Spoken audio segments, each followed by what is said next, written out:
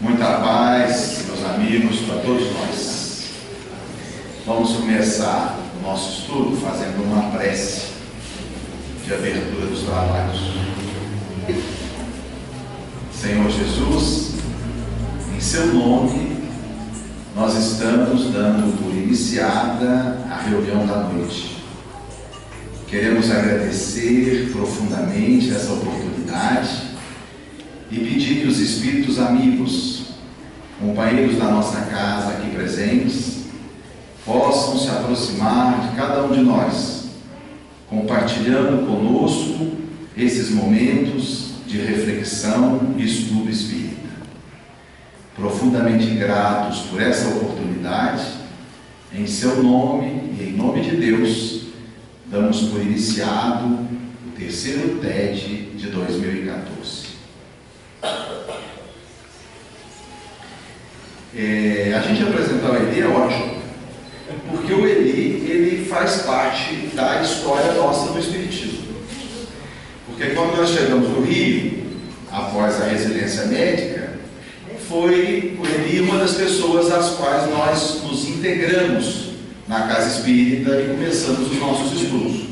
O Eli e a Lígia, sua esposa e o Davi, aqui presentes, participavam conosco de um grupo que se reunia às sextas-feiras de 10 às 11 da noite. Quando alguém fala que não tem tempo para grupo de estudo, eu me lembro dessa época. Não tem tempo, a gente tinha. Sexta-feira de 10 às 11 da noite. Porque foi o único horário que todos nós podíamos, que conciliava os nossos compromissos, com o Nelson, a Laura e outros companheiros. E durante quase 8 anos, nós estudamos toda a obra de André Luiz juntos. E foi um momento muito rico para nós, em termos de formação do nosso pensamento espírita. O Eli, eu estava com ele na primeira palestra espírita que ele fez. Foi em Mar de Espanha. O Ronaldo Dornel da Silveira, companheiro já desencarnado, estava organizada uma mesa redonda sobre reencarnação a pedido dos companheiros de Mar de Espanha. Ele pediu que eu fosse, eu chamei o Eli, e foi a primeira apresentação espírita do Eli.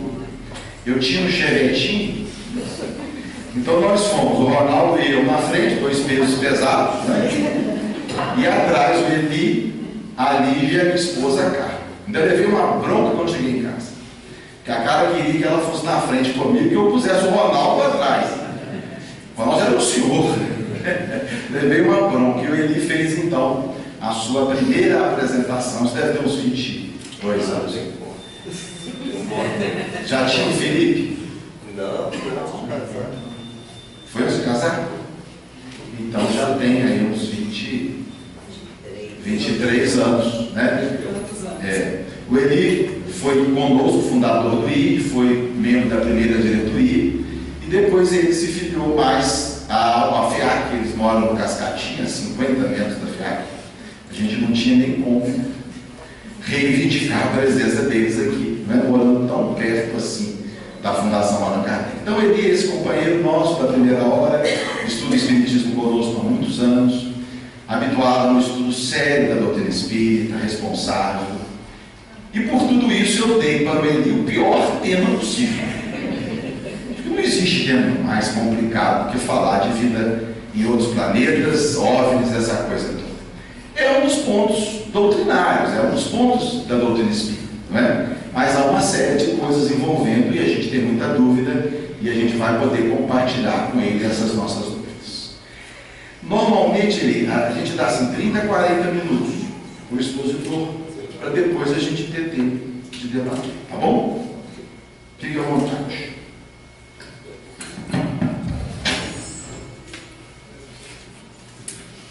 Boa noite a todos.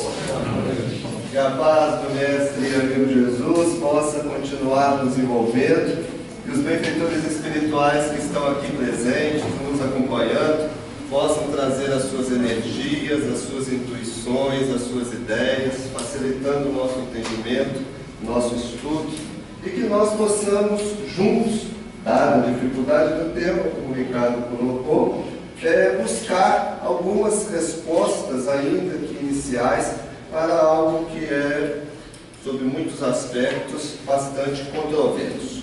Na realidade, nós agradecemos a oportunidade de estar fazendo um estudo. Não sei se chega a ser o pior dos estudos, né? Mas é um estudo difícil. Mas é justamente a dificuldade que possibilita que a gente avance nos nossos estudos. Porque muitas vezes, e encontramos muitos companheiros assim, de certa forma acomodados com o parco conhecimento já adquirido. Não é difícil nós encontrarmos pessoas que acham, assim, com certeza, que sabem Espiritismo. Não, isso eu já sei. Não, isso eu já conheço. Não, isso eu já aprendi. Quando são propostos temas diferentes, a gente pode dizer assim, mas isso não tem muita importância. Não, isso não vai fazer diferença na minha vida. Quando muitas vezes os temas que fazem diferença na nossa vida, muitas vezes estão escondidos, estão ignorados, e a gente não sabe realmente se faz diferença até que a gente pegue e estude. Então é uma oportunidade valiosa, a gente agradece a casa pelo convite, da gente estar revendo alguns pontos que eu acredito são conhecidos da maioria, e tendo a oportunidade de estar conversando sobre algumas hipóteses, algumas ideias a respeito do assunto. Não estranhem, eu já vou avisar logo de cara, que em alguns momentos vocês vão ver que eu vou parecer assim, excessivamente cauteloso em algumas colocações, em outras eu posso parecer excessivamente entusiasmado com algumas colocações, mas é justamente porque é um tema que está em franco desenvolvimento. Essa questão, a gente, quando pega, provavelmente, eu acredito que todos conheçam da onde originou essa expressão, nós temos astronautas. Nós, na realidade, quando vamos estudar a questão da vida extraterrestre, ou dos assuntos relacionados ao tema, estava até comentando com os companheiros, nessas pesquisas que a gente teve a oportunidade de fazer, muito rapidamente, até porque não é a nossa área de estudos, né? Nós estamos estudando Espiritismo de uma forma geral, mas esse tema é um tema bastante específico. E o que nós, assim, muito simplificadamente podemos concluir é que, numa analogia, esses estudos, este tema, está muito parecido com o que deve ter acontecido no final do século XIX, meados do século XIX, quando começaram as manifestações espíritas. Há fenômenos que não podem ser negados, mas as explicações ainda eram poucas. Há pessoas que acreditavam, haviam pessoas que acreditavam excessivamente em fenômenos que muitas vezes eram fenômenos burlados, eram fraudes, enquanto outras se entregavam a um descrédito absoluto em relação à manifestação dos espíritos quando começou o processo da codificação espírita. O tempo, 150 e poucos anos já se passaram, o tempo foi mostrando para nós o que havia de real, o que não havia de real, o que era importante estudar, o que não era importante estudar, e de certa forma, em relação à questão dos extraterrestres, da vida alienígena, nós estamos numa situação semelhante. Encontramos pessoas excessivamente entusiasmadas com o tema, dispostas a aceitar tudo que aparece. Encontramos pessoas excessivamente céticas em relação ao tema, dispostas a rejeitar sem análise tudo que aparece, como encontramos pessoas sérias, estudiosos, cientistas das mais diversas áreas, buscando entender o que há de realidade, o que a gente tem a aprender com isso. Na realidade, essa sequência de slides é muito mais para a gente ter uma ideia geral, até para a gente poder basear as nossas discussões em algumas questões doutrinárias, mas a intenção é a gente passar as transparências e depois a gente abre a conversa, que é mais interessante que alguém ficar falando aqui sozinho, né? Eu vou começar com um pequeno verso do poeta que nasceu nos Estados Unidos, naturalizou em inglês, T.S. Eliot, num de seus poemas mais famosos, tem uma frasezinha, um verso assim: comunicar com arte, conversar com espíritos. E aí ele continua: consultar o horóscopo, ler as estrelas, são passatempos de todos os tempos dos homens. Eu achei o verso interessante porque ele coloca nossos dois temas em paralelo, né? Na realidade, a nossa ideia de comunicação com seres alienígenas, que a gente pode chamar assim, vocês vão ver que eu vou usar os mais variados nomes, é muito parecida com a ideia de conversar com os espíritos. A realidade dos seres alienígenas, vocês vão ver, há muita analogia com a questão do que nós chamamos de espíritos desencarnados. Para muitas pessoas, inclusive, isso é interessante notar, é mais fácil acreditar em extraterrestres do que em espíritos, o que não deixa de ser extraordinário. Como outras encontramos que acreditam facilmente nos espíritos, mas negam veementemente a existência de seres extraterrestres, quando na realidade as duas coisas estão profundamente interligadas. A questão então vem do título do livro, né, que provavelmente muitos de vocês no mínimo já ouviram falar, porque desde que foi lançado em 68, essa edição aqui está lá no cantinho, já é 61, né? São milhões de exemplares que foram vendidos ao longo dessas décadas, e foi um livro que realmente, assim, para o bem ou para o mal, dependendo da sua crença, e disparou os questionamentos relativos a essa influência dos extraterrestres nas nossas civilizações. A tese principal, que obviamente eu estou passando muito rápido, porque o tema é muito extenso, né? Então estou resumindo, a tese principal do livro é que antigas civilizações eram ou tiveram contato com extraterrestres. Dada a quantidade de evidências apresentadas, não só nessa obra, mas nas diversas que se seguiram, que disparou um processo de estudo, de análise, além do Dunk, vários outros autores começaram a fazer as suas pesquisas, deu origem a uma teoria, provavelmente vocês também alguns já devem ter ouvido falar, chamada teoria dos astronautas antigos. Tudo isso está na internet, viu? Só colocar essas coisas, vocês vão achar milhões de informações a respeito. Essa figura, por exemplo, essa foto, que a luz está atrapalhando um pouquinho, mas acredita-se que essa foto, né, essa pintura, ela é datada de 10.000 a.C. e retrata figuras que hoje para nós são parecidas ali, né? Com astronautas, né? É uma das muitas imagens usadas como evidências, apresentadas como evidências.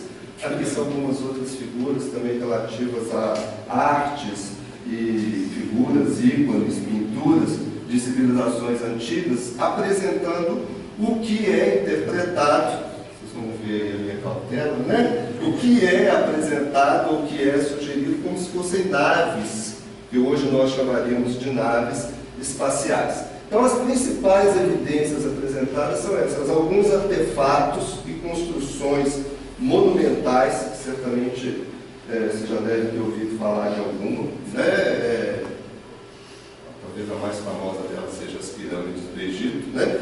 Que até hoje há muita discussão sobre como essas construções foram feitas e tecnologia que foi usada, uma vez que elas foram construídas há milhares de anos atrás, fora outros. O livro narra um monte, a internet tem um monte, se tiver interesse em pesquisar, mas certamente existem, né, diversas construções e alguns artefatos, dado o seu tamanho, a sua forma, a maneira como foi construído, sugere uma hipótese possível de que tenha havido uma tecnologia que não era conhecida dos seres humanos à época e, consequentemente, uma tecnologia extraterrestre. A arte e iconografia, né, as pinturas, os desenhos, muitos deles sugerem, como aqui, né, que estão sendo retratados astronautas, indivíduos de estatura grande, naves espaciais que estão percorrendo o céu, etc, etc. E, além de tudo, também essa hipótese de que havia um contato com os seres extraterrestres vai ajudar a explicar várias das mitologias que surgiram em diversas partes do planeta, principalmente numa época muito específica, num período muito específico.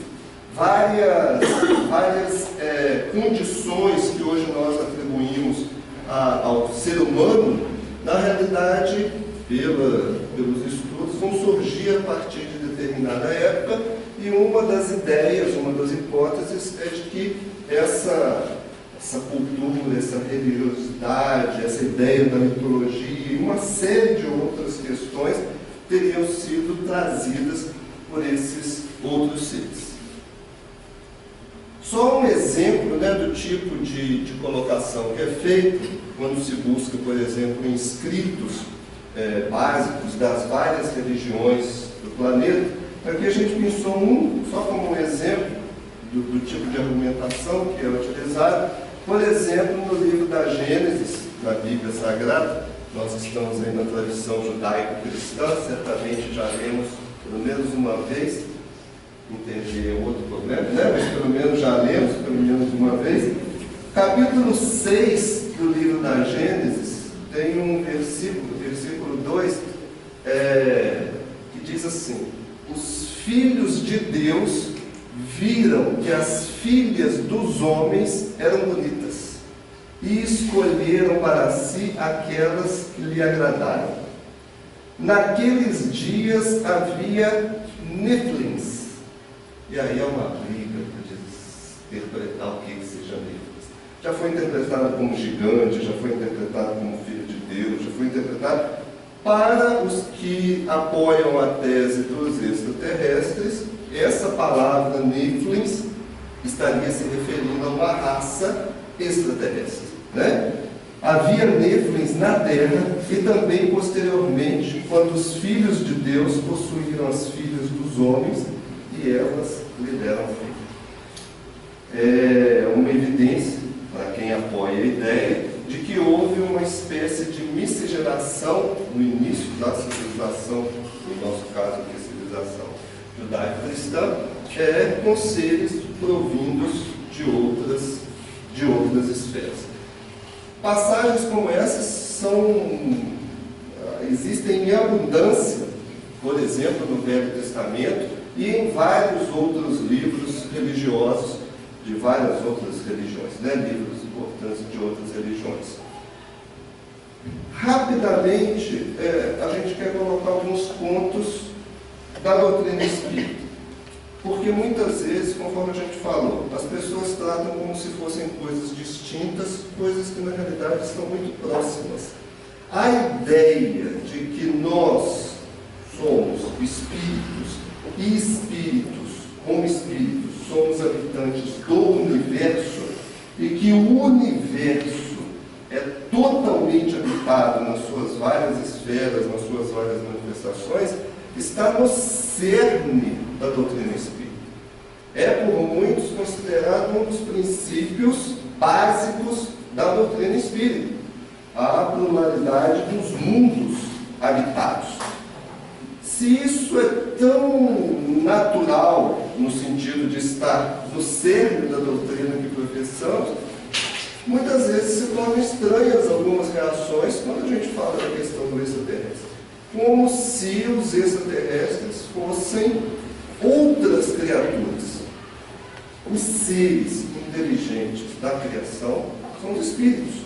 Se os espíritos estão na Terra ou estão fora da Terra, é uma questão de localização. Quando nós usamos a própria palavra, né, extraterrestre, ou alien, ou alienígena, carrega já consigo, me permite, a parte do entusiasmo, né? Carrega já consigo um certo preconceito da nossa parte. mesmo entre os espíritas. Mesmo entre os espíritas. Na realidade, somos todos espíritos, em condições diversas, em graus de evolução diversos, em morfologias e representações diversas, em condições as mais variadas possíveis, mas é um princípio básico da doutrina que o universo é habitado por espíritos e que nós, como criaturas de Deus, somos todos irmãos. Essa ideia da vida universal, por exemplo, a gente encontra no Livro dos Espíritos, em várias passagens dali, a gente pensou uma, na questão 55. Kardec vai questionar: são habitados todos os globos que se movem no espaço? E a resposta dos espíritos, vocês podem ver aí, vendo essa leitura, a resposta dos espíritos é extremamente positiva nesse sentido. Mais positiva, o que leva alguns, e aí onde a gente muitas vezes não compreende a reação de certos companheiros na doutrina espírita, é mais positivo, inclusive, do que a que é proposta por alguns estudiosos da ufologia ou das ciências. Porque a gente pega algumas estimativas, por exemplo, de vida em outros planetas, claro, se referindo a uma vida semelhante à nossa, e aqueles que se arriscam a fazer algumas estimativas falam assim: deve haver milhões de planetas semelhantes aos nossos, semelhantes, que possuem vida.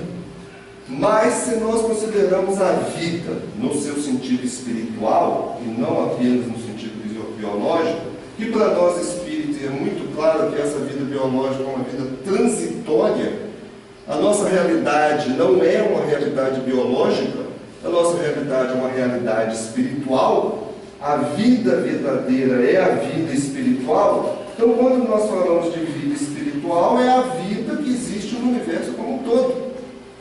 Se é a vida que existe no universo como um todo, não são algumas poucas centenas de milhões de mundos. São todos os mundos habitados. O que para muita gente é muito forte, né? Mas são todos os mundos habitados.